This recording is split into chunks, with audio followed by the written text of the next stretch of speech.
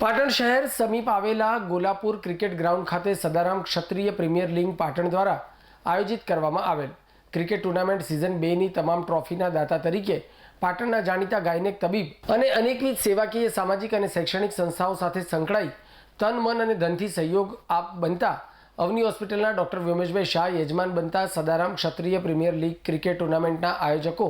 રમેશભાઈ, પ્રકાશભાઈ, ભરતસિંહ, અજયભાઈ અને સંજયભાઈ સહિતનાઓએ doctor VM શાહનો આભાર વ્યક્ત કર્યો હતો અને ભવિષ્યમાં પણ તેઓના તરફથી રમતગમત ક્ષેત્રમાં સહકાર મળતો રહેશે તેવી અભિલાષા વ્યક્ત કરી હતી.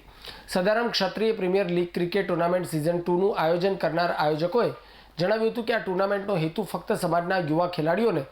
ક્રિકેટ ક્ષેત્રમાં કારકિર્દી બનાવવા અને તેઓના ક્રિકેટ ટેલેન્ટને બહાર લાવવાનો અને સમાજના